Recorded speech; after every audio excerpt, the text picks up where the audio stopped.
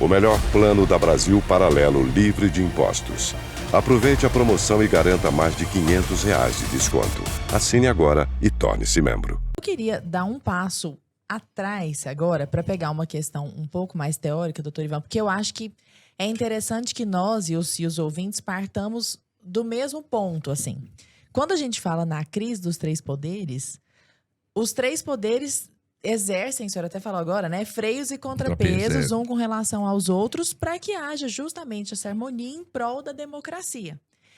Só numa explicação, assim, para leigos mesmo, sabe? Sim. Porque mesmo a própria palavra democracia, hoje, se nós perguntarmos para 20 pessoas na rua, nós vamos ter 20 definições diferentes. Virou meio que uma poeira, assim, é um negócio que não tem uma divisão muito clara. É uma palavra camaleão, assim. Então você saca a palavra do bolso e fala porque você tá sendo antidemocrático e pronto, acabou, né? É igual os esquerdistas chamando de fascista. Exatamente. Vai virando, assim, aquele freestyle semântico, Ou sabe? vou te censurar porque isso é antidemocrático. Pronto, antidemocrático. Tudo é Exato. Então, gostaria de, só pra gente dar esse passo anterior, antes de voltarmos para essas análises, de que o senhor comentasse conosco o que de fato é democracia, como que eu reconheço as características democráticas e por que é que os freios e contrapesos dessa teoria de Montesquieu são fundamentais para uma democracia. Bom, os ouvintes já devem estar sabendo, os nossos espectadores, né, que eu quero cumprimentar, nós temos aí os três poderes, né, executivo, judiciário, legislativo, né, na ordem legislativo, executivo e judiciário, na Constituição. Legislativo, Câmara Federal e Senado, um sistema bicameral, né, Senado representa os estados, Câmara representa o povo, a Câmara. Depois nós temos aí o Executivo com o Presidente e o Legislativo, o Judiciário com o Supremo Tribunal Federal, que aí desce as ramificações.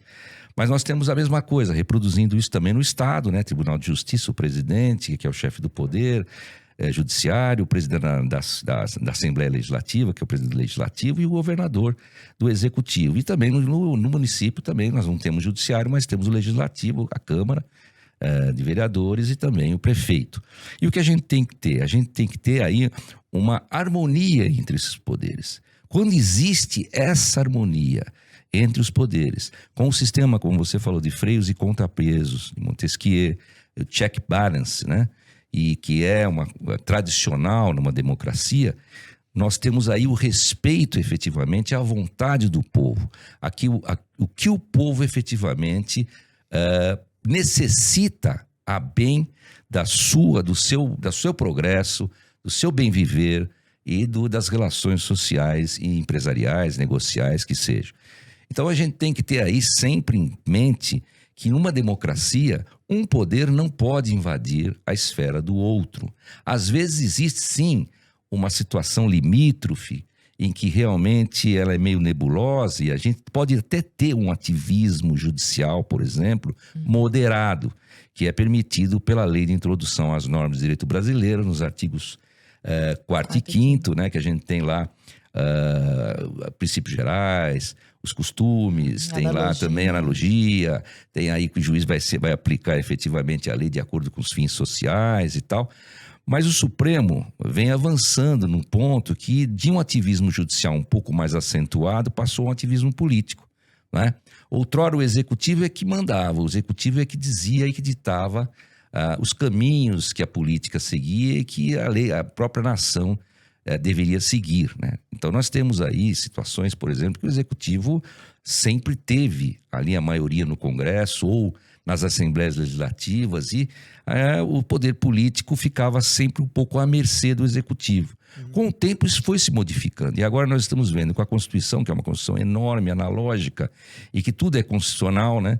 Então nós estamos vendo que houve aí um exagero do Constituinte com medo dessa situação de que o Executivo, como superpoder, invadisse o espaço dos outros poderes, né?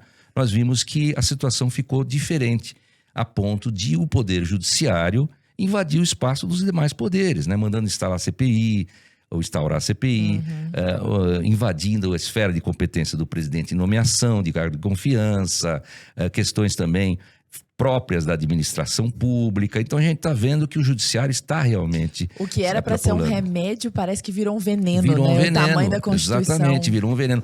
E nós não temos um sistema de controle especial ou um controle efetivo para que isso não aconteça. A gente tem um artigo 142, né? Que é um artigo que diz que sim, nós vamos falar dele. Mas é um artigo que não tem sido efetivamente utilizado e existe muita discussão a respeito disso. Sim. Mas é um artigo da Constituição que está lá e a lei não tem palavras inúteis, ela não porta palavras inúteis.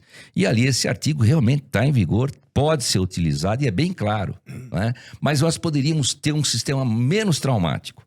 O Congresso poder ter um mecanismo antes do impeachment que pudesse, por votação, com decreto legislativo ou coisa que o valha, tentar frear um pouco o avanço de um poder no outro, desde que, evidentemente, ele não seja o que vai avançar. Que vai avançar. Agora, Mas o fato é que nós temos aí também um legislativo que está completamente subserviente ao judiciário, porque nós temos um sistema lá que muitos dos parlamentares têm processos ali no Supremo, interesses no Supremo, e aí com isso não há movimentação aqui enquanto não se movimenta lá.